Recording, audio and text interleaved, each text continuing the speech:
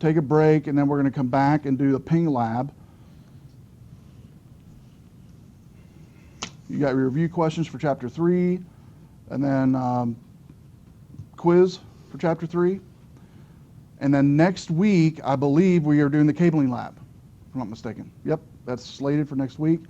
We will be here for a longer period because of the cabling lab. Tonight, not as long. Next week, definitely. And so just plan on next week. You will be creating both the straight cable and crossover cable. And so over 13 years now, 100% of the students have completed the lab. So if you've never done it before, don't worry. You will do it. You will succeed. The way I do it is I have all the students, everybody on the row has to stay. You can't leave until your whole row is completed, the lab. Some of you only have 2 go, woohoo! No, but no, it's a fun lab. It's a good lab, and you learn how to create a crossover and straight through cable, which you might have to do as a network admin a lot. Or not a lot, but sometimes.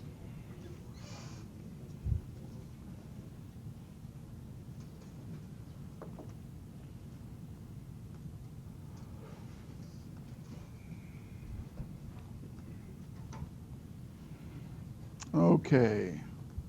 Let's go right into transmission basics. In media, I wanted to pass around one of these Cat 5s because we are going to be doing it next week, and also the straight through and crossover both, so you guys can look at it.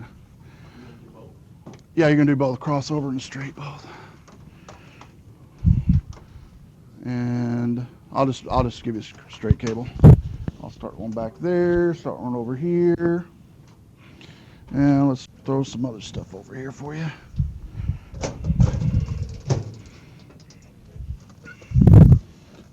Give you guys familiar with the tools here this week that we're going to be using too, maybe.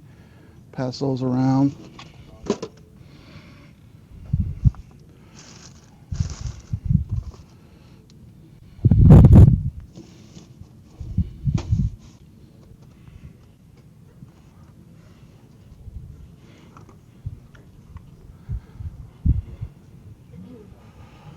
Okay, well, I'm passing around the straight through cable, but there's other transmission medias. You're looking at a Cat 5 cable, also fiber,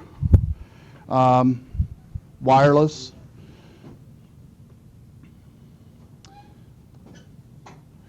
So in a transmission media, there's always going to be what's called the analog and digital signaling going through the wires. And it's important data transmission characteristic. Signaling for this transmission is analog or digital.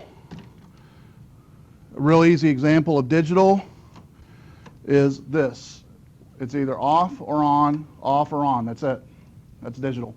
Kind of like, anybody remember, if you're old enough, the days where you had analog cell phones and you could go a longer distance, but you had a lot of crackling in the voice or in the phone. I didn't drop a call. Drop a call, yeah. No drop calls, no, just that. But with digital, literally you'll talk to somebody and it's dead, okay, and then maybe come back or not.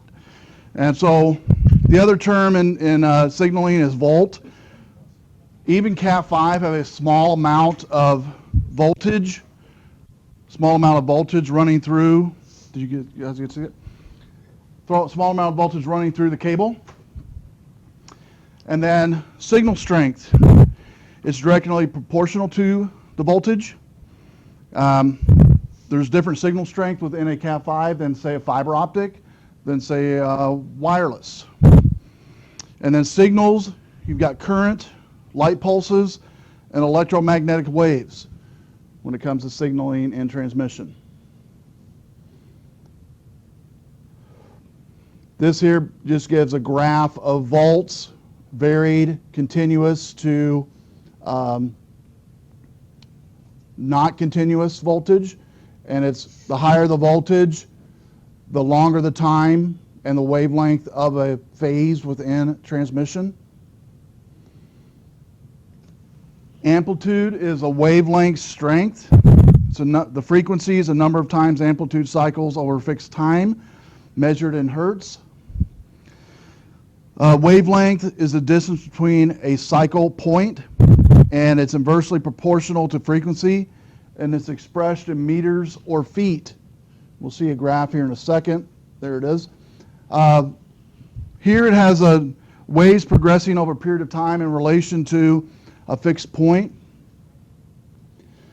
And so depending upon the degrees of waves and hertz within those waves depends upon the fixed point of that. The fixed point would be this dotted line, the static point of the wave. So analog signal over digital. Some of you looked at me and you remember the analog days. More variable. It conveyed greater subtleties and less energy. Drawback, imprecise voltage, a lot of fluctuating voltage, which brought the crackling sounds and the,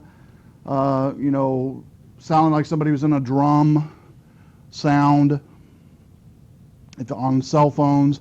On digital signals, pulses or voltage, this is broke down to either 0 or 1 binary language. And so 1 positive, 0 is 0 voltage, 1 is positive, and 1 is on, 0 is off. And that's it. There's no in between. Here's what it looks like on digital, like it's in a light switch. On, off, on, off. There is no, between on and off, there is no, even though it's drawn up there, literally what it should be on this diagram is no line right here at all. It's either on or off. There is no degrading. And so ones and zeros represent this information just like in your computers. Ones and zeros built upon your chipsets all the way through the transmission of your memory to the data that flows. Now, we'll go over this a little bit next week, but when it comes, in fact, more so when we do the IP lab where we convert IP and binary. But a byte is basically comprised of 8 bits, 8 1-bit, either a 0 or a 1. A byte would be made up of multiple zeros and ones. Computers read this information, and they find decimals of a bit. And so basically, like if you fire up a scientific calculator and put in a byte, say a 1110111, and convert that to from binary to decimal, it'll give you a decimal number. And then you can do it back the other way too. You can type in, say, a 96 and then click the toggle button on the scientific calculator to bin, and it will give you the binary equivalent of that. So you're converting in the digital age. We came to a place where we're converting bytes to decimal, and basically all it is, and I show you how to do it by hand conversion, and then also show you how to do it on a calculator, which you'll end up probably using all the time anyway. But basically it just converts that byte to a decimal number, and then you add values because every byte has to have 8 bits, and there is sometimes where a binary number might only have 7 places, and you have to add a 0 to it to make it 8. And then the other side of it is converting decimal back to a byte, reversing the process, and then converting binary to decimal. You can either do it by hand or calculator. I'll show you how to do it both when we do the IP lab. And we actually have a Cisco class just on IP and on voice over IP, and also subnetting. Subnetting, you'll learn all the IP schisms and how to route in a router, how routers work. Digital signal over analog, the benefit, it's more reliable, less noise. The drawback is you're going to have many pulses that are required to transmit the same information. A lot of redundancy over and over again in a digital. Overhead, There's some non-data information required for proper signaling, kind of like in the IP world. You have your source IP address, your destination IP address.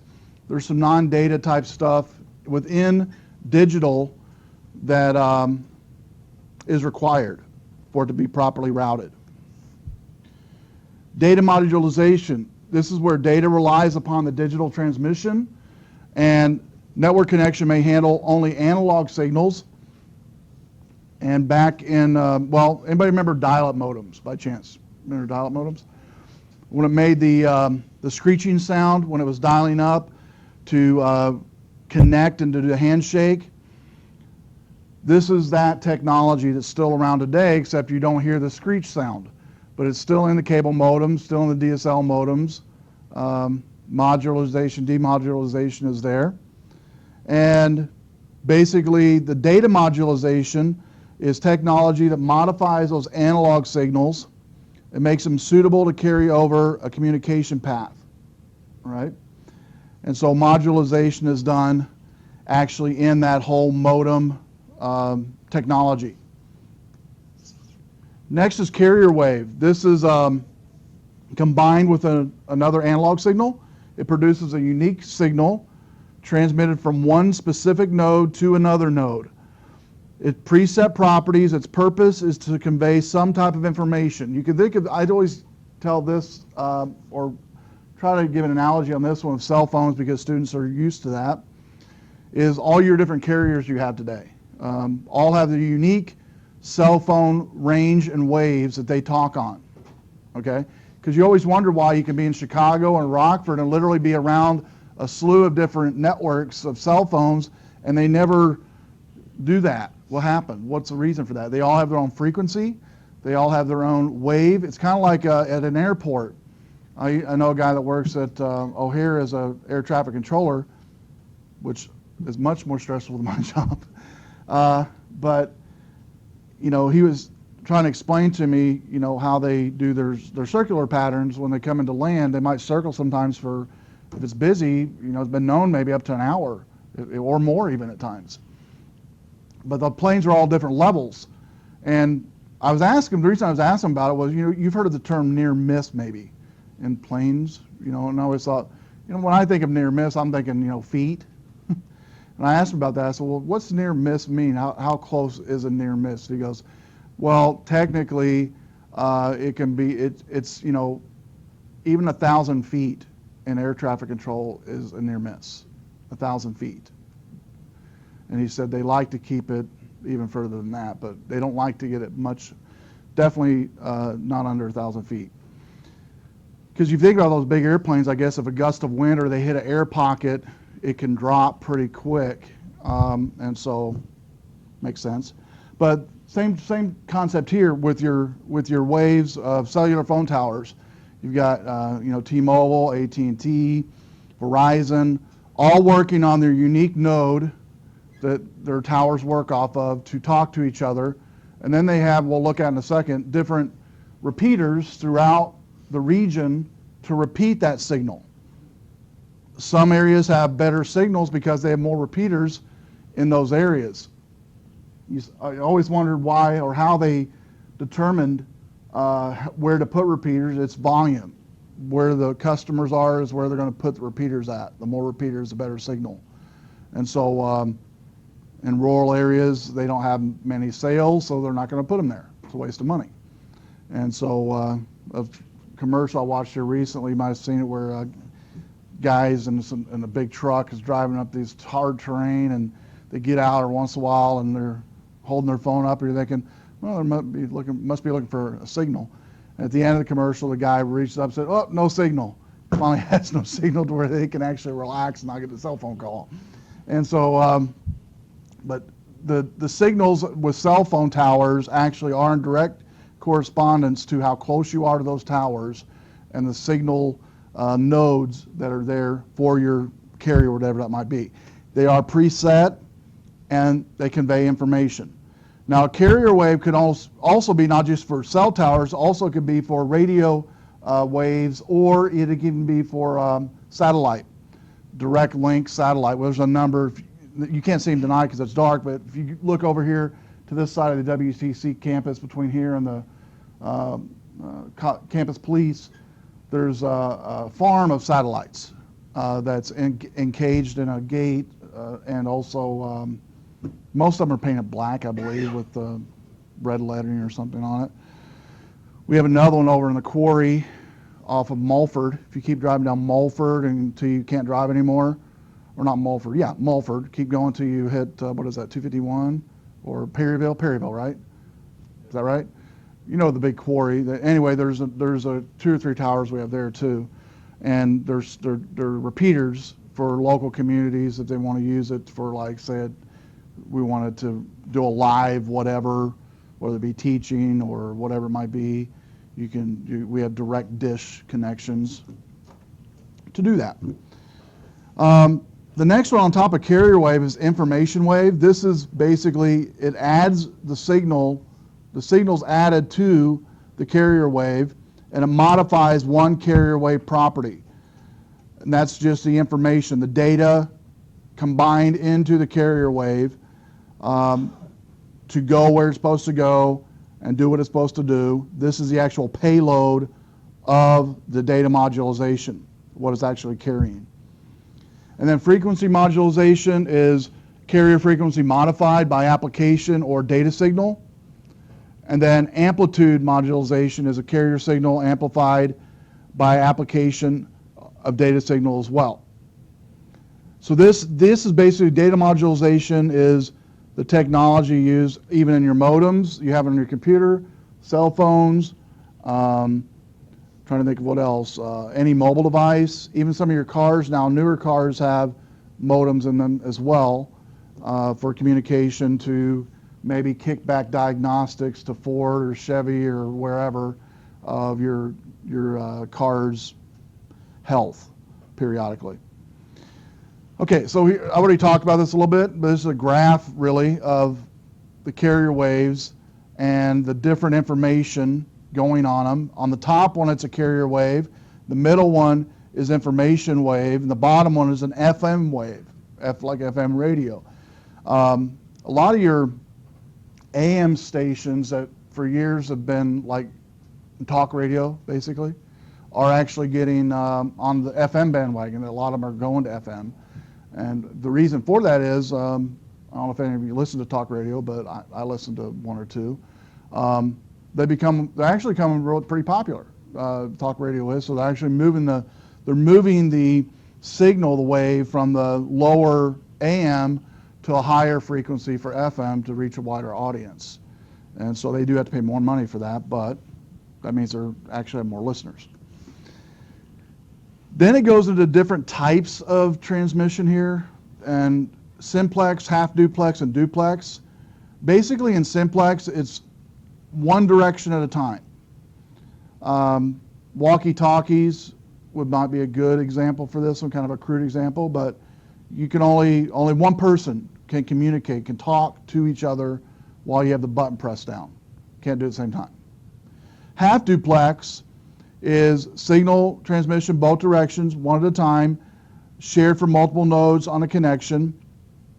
Full duplex, signal transmission both directions simultaneously, used on data networks like we have here, or on your cell phones.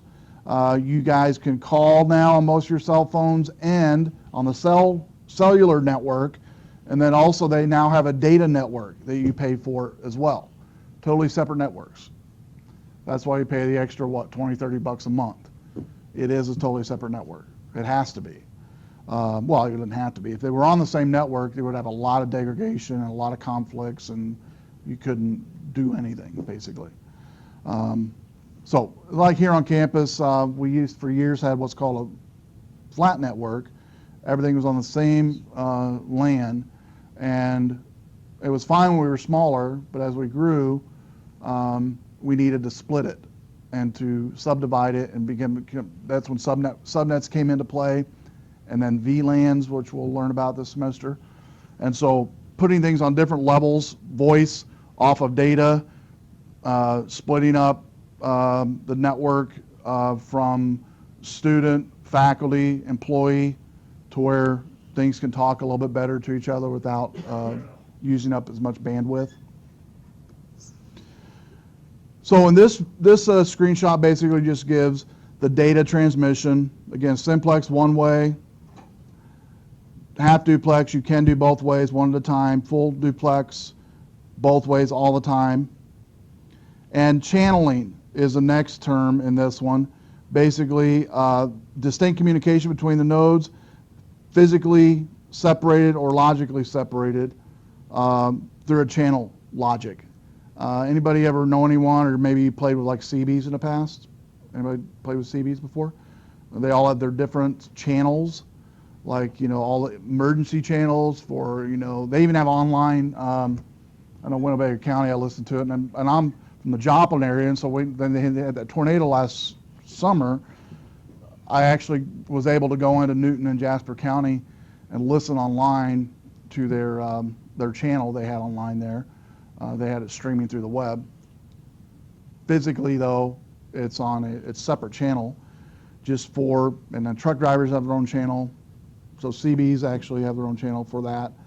But also your networks have their own channel. The networks you're working on tonight have their own channel they're working on this network. At home, you can look at this if you go into your Wi-Fi router. It also has multiple channels. You can actually change from, like, say 1 to 12, 1 to 11 usually. You can change those channels to physically be on a different channel. The reason for that in networking and also in transmission media is because things can overlap, and this having the flexibility to put things on different channels helps stop that from happening. Full duplex advantage is it does increase the speed because you have data going to and from all the time, non-stop. And we looked at the video last week on the IP, and it said in the video, talks about the IP being like the wild, wild west, just totally unchartered, not guarded, not protected, just doing what it wants when it wants. IP by itself on a physical network like we're on tonight is just that. What controls this network is the TCP protocol, the transfer control protocol, that is a wrapper around that IP address. So full duplex by itself, in and of itself, does increase speed. What begins to degrade it is the rules around it, which we'll look at. Actually, as we go on this semester, we'll look at that as well.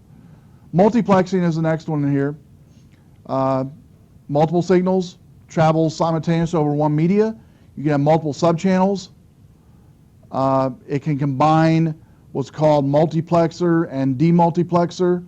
The multiplexer combines many channel signals together, and then the demultiplexer separates them and then regenerates them at the end. Anytime you look at anything that ends with plexer, a lot of times you're dealing with audio only as far as what technology goes. I worked in audio. My dad was a musician, and so I had to help a lot growing up in setting up sound systems and stuff. And so in audio, in the soundboards, they all have all these thousands of buttons on these audio boards. And it just amazed me as a kid. I got, real interested in it, wanting to know what all these buttons, kids love buttons. Even if we admit, even us older guys and gals like buttons. What does all these little buttons do? And so, it was interesting to figure out every little detail of what these buttons did. And one of them was that one of the tools we had was a duplexer and a multiplexer for sound that would split the signal into different areas to splice it into different speakers and accordingly. And that's where it was actually before the days of stereo. So you would have to do duplexing to split from left to right speaker in like a concert setting, to where you'd have maybe on the left speaker here audio, and on the right speaker maybe just the band coming through, the instruments. And so we had to learn all about that. But anyway, it's just about splitting the signal and then combining it together again to control it. Here's basically on a time divisional multiplex, what it's basically doing is You'll notice here the A, B, C over and over again. What it's doing is on the multiplexing is it's taking, you'll notice an overlap between this and the A and the C, and it's basically combining these two and then bringing them back together at the end as one package. So it's actually degradation, not degradation, but a lot of data flowing through multiple times, and you are going to have in this scenario a lot of overlap and overload, but the data is going to get there. The transmission is going to be completed, and that's the important part. This basically just goes into statistical, which is much more complex, but basically this has to do with priority or needs of a signal, and it goes with statistics, and it's more efficient than some other signaling types. Frequency divisional multiplexing basically is combining the types like cellular and DSL would be two types of this type of transmission, and you're going to have what's called drops in DSL. I'll use that as an example. DSL has multiple drops in areas of spots where they do this very thing right here. And for instance, whenever a subdivision or something's getting new installs, a new subdivision, people around that area a lot of times will sense, it will happen, they'll get, their transmission will drop. Their rates of downloads, uploads will drop because of this very thing here. And then they have to put in other multiplexing devices, and they're actually mounted to towers. They can be mounted to towers, cell phone towers, can be mounted to poles, utility poles. If they're in an apartment or a condo complex, you'll see them in the walls. They'll have them mounted in there in like a silver box, kind of about that color there, you'll see them. And I would say AT&T is probably saturated more so than anything in this area when it comes to this. Cellular phone transmission media has changed somewhat over the years. They don't do it as much because it went totally digital, and now when you're going into the 3G, 4G, it's totally separate technology, way out from this here. Next is wavelength divisional, and then dense wavelength. These two, all you need to know is it's dealing with fiber optic. Anything with the term wavelength in it is going to be, for the most part, fiber optic. Fiber optic is much faster, more efficient, but definitely more expensive. And when we do the lab next week, I give you guys kind of a price sheet of what it costs for fiber cable versus the same length that you're doing next week in the lab per foot, what it costs. But wavelengths, fiber optic has multiple light signals that travel simultaneously at all times throughout the media, and they are, the capacity, like it says here, is extraordinary. It's just mind-boggling what you can push through a fiber cable. And you know, if you think about it, it's no bigger than a spaghetti thread, and it's, you know, and in some cases even smaller than that. And the data that can be pushed through is just crazy. Now there's talks in AT&T, and they've been talking for years of what is it? The AT&T. You guys help me with it. The service they've been talking forever about having. It's in Chicago. They've got it there. They've got it up north. It's supposed to be in competition to. It's a fiber though. It's coming into your TV. I can't remember the name of it. Anyway, they advertise. They even send it in your mail. They'll even send it, you know, advertisements of this in your mail. It's a package name. I can't remember the name of it. But anyways, it's internet, but it also it's replacing cable basically. But the cool thing about it is the fiber actually comes into a box that goes into your TV. So it just, you do the internet and TV and everything right from your TV. You can do it all. Google did some of that near Kansas City. Yeah? They connected the whole city.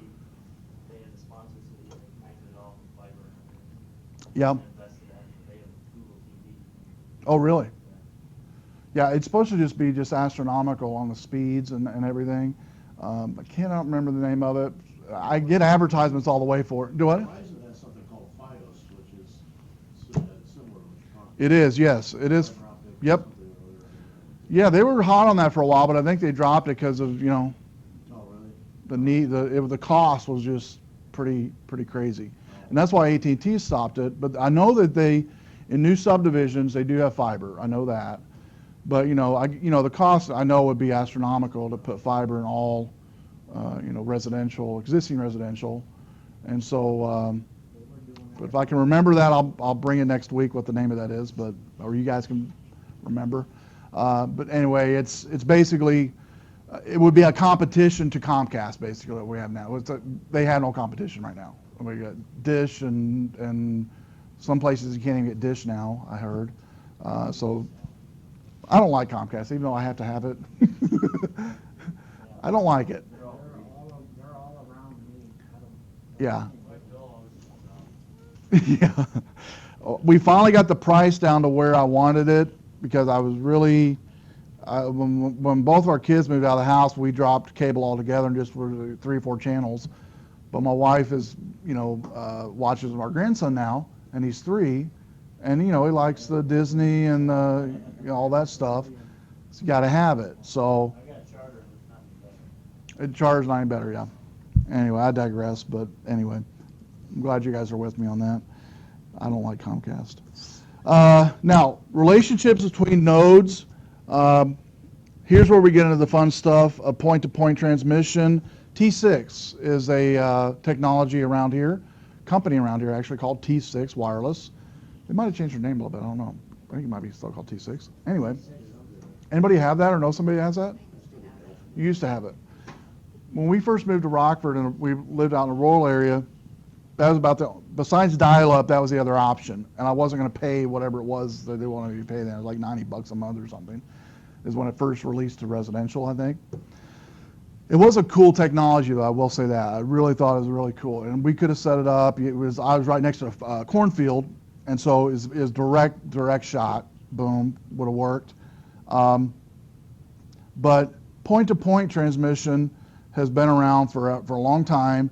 You'll see point-to-point a lot when it comes to Wi-Fi in rural areas for sure because they don't have the cable. And they want faster than the dial-up. Okay. Now I did try the satellite internet for like 3 months. It was astronomical as well, and was terrible. And I don't think it's gotten any better. I had a student last semester to try it. It said it's not getting any better. So, but point to point basically is one transmitter, one receiver. Okay. Point to multi-point, one transmitter, multiple receivers. Broadcast, one transmitter, multiple and undefined receivers, and then non-broadcast, one transmitter and multiple defined receivers. So these are all different types of media. You go from satellite at the top, point-to-point satellite, point to multi-point. You can have like here on campus, we can take our satellite farm and point it to multiples through by pointing it to the quarry one. And then broadcast transmission, television stations, before they went, well, even now that are digital, they're still doing broadcast digital signal now.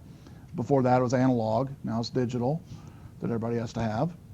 And broadcast for the most part, it says here used on a wired and wireless network, simple and very quick to set up. Agree with that. Non-broadcast, one transmitter, multiple defined receivers. Is a little bit harder to find. It's going to be in larger, like research facilities, and the transmitter is basically like a honeypot transmitter to where it can pretty much connect to any type of receiver. An example might be, trying to think of a generic service here.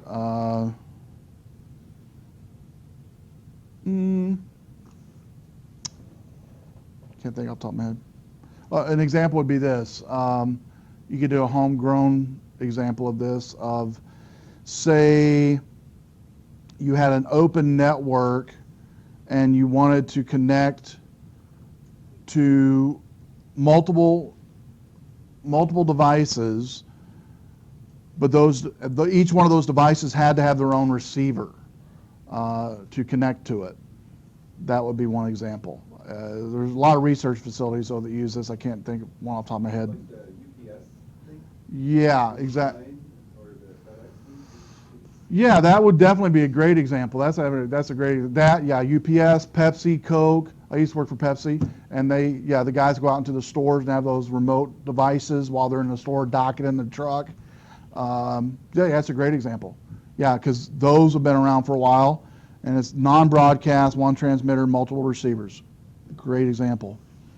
So here's point-to-point on the left, building to building. Here in Rockford, there's actually a number of businesses downtown that have this technology that they use for communication and wireless. In fact, there's a Rockford Internet, I think it is. Rockford Internet, yeah, that's it. It uses a lot of the downtown courthouse, a lot of downtown businesses use that, and they do have a point-to-point transmission. They were looking at a kind of a public Wi-Fi there for a while. I don't know if that ever went anywhere downtown where it was kind of like, it'd be like saturated Rock River Internet Wi-Fi. And then broadcast transmission is from one area broadcasting into homes, like this would be a good example of TV kind of transmission.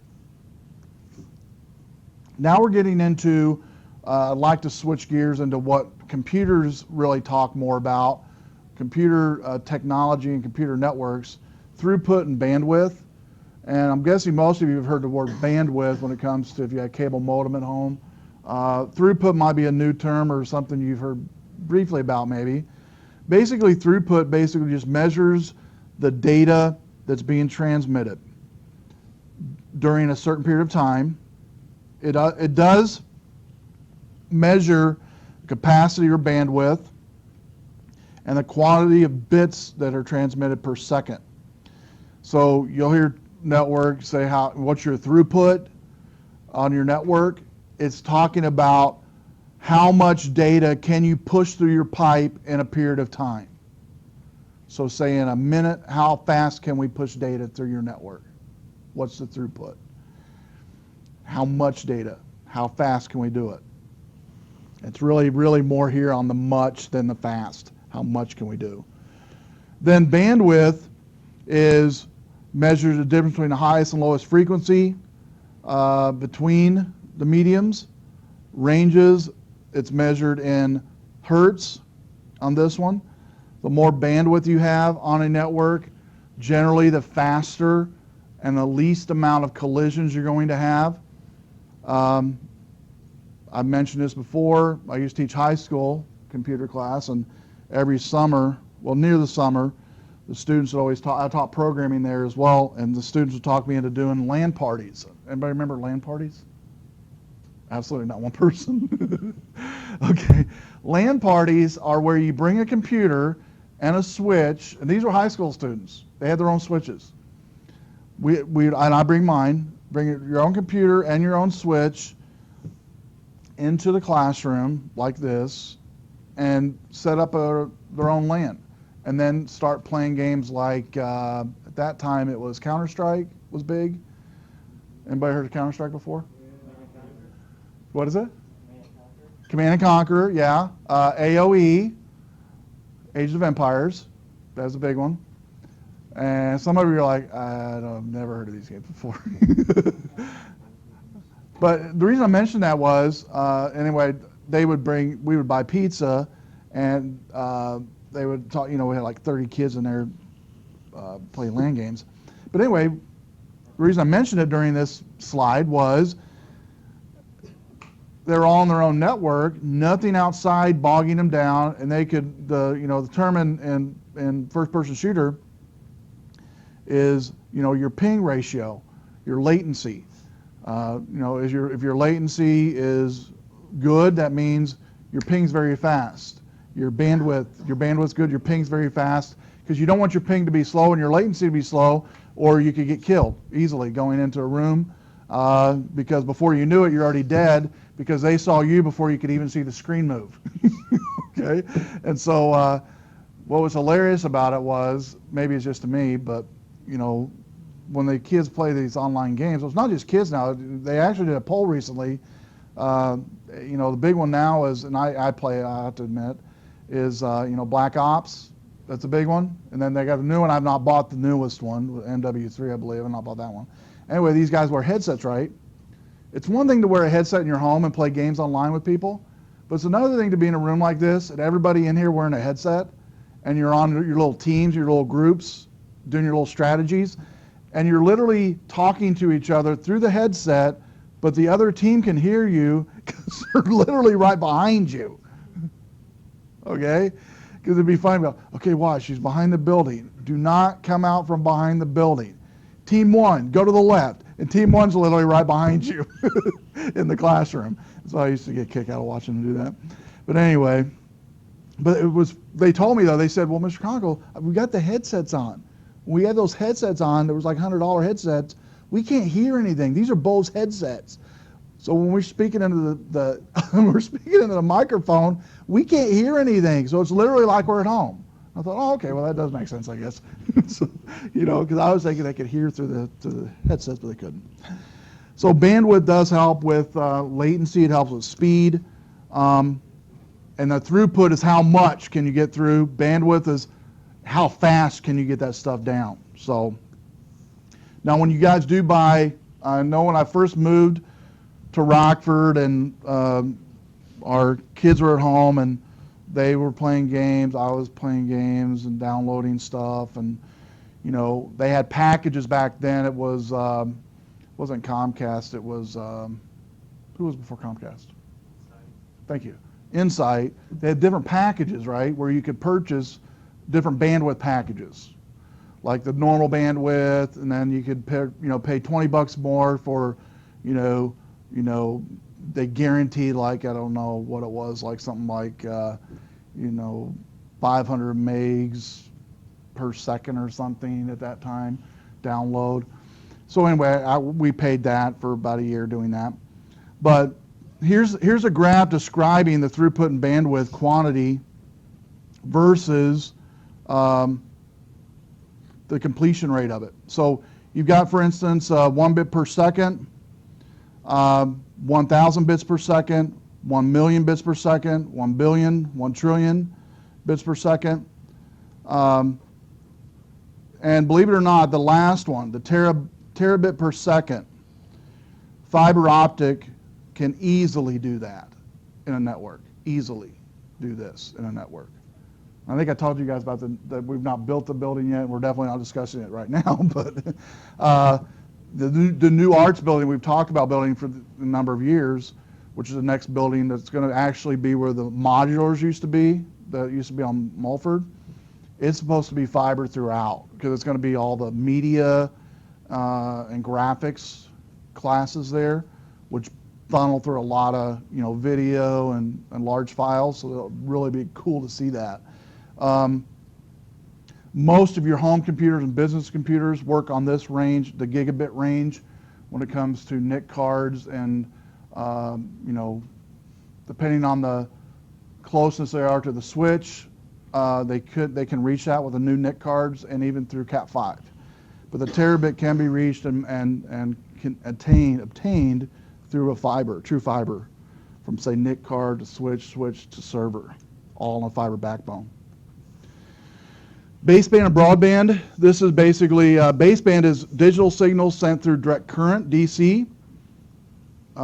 It's applied to the wire. It requires excessive use of a wire's capacity. It transmits one signal at a time. Example is Ethernet, which we use in networking.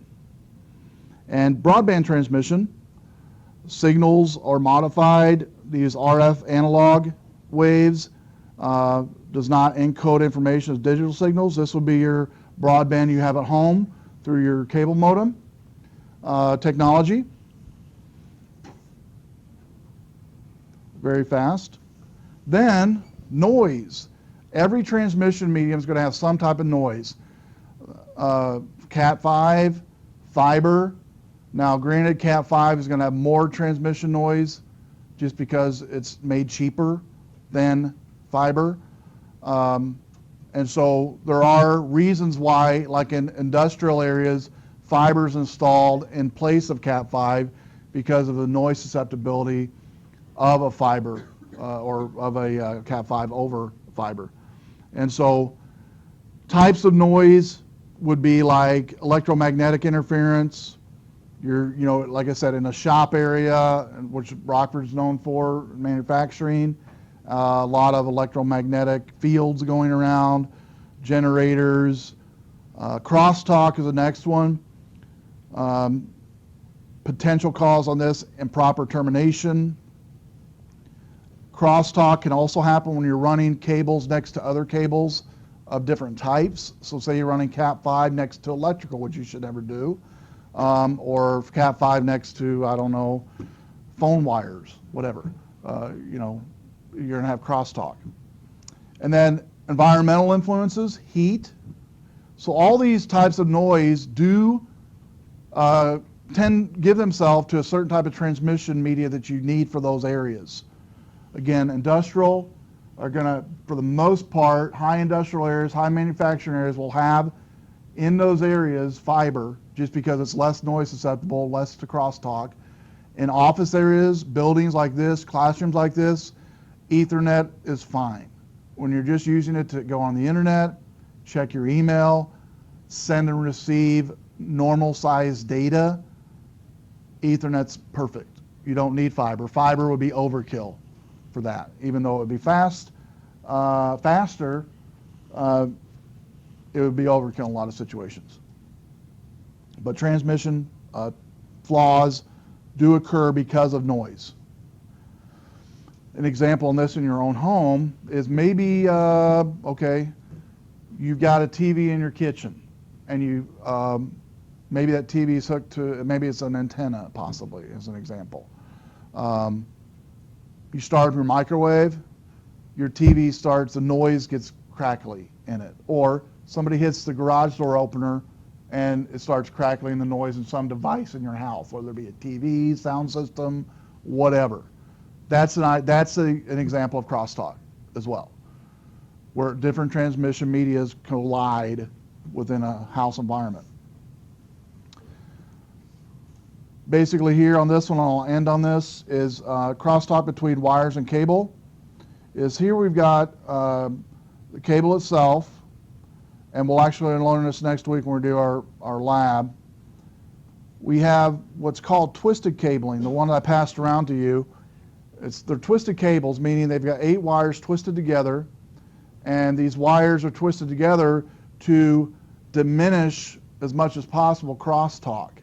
Because the more the wires are spread apart within the side of the sheath, the more apt they are to have crosstalk to one another, number one, and then also outside of that wire, number 2. So like when we do the lab next week, one of the things I first go over when I show you how to do it, no pressure with everybody watching me, how to do a successful straight through cable and crossover cable, I'll talk about keeping those wires twisted as much as possible, and except for those that you're using to actually plug into the RJ45 end. And otherwise it can cause crosstalk, because not all the wires in that cable are transmitting the same signal. They're transmitting different signals, you'll find out next week, some sending, some receiving, and if that crosstalk is, if the wires are spread out like this, a lot of times the crosstalk is going to be more than if they were together and twisted. All right, so let's go ahead and take, let's see, we'll come back at 10 till, and we'll do the lab on pinging. Got to do some printouts for you.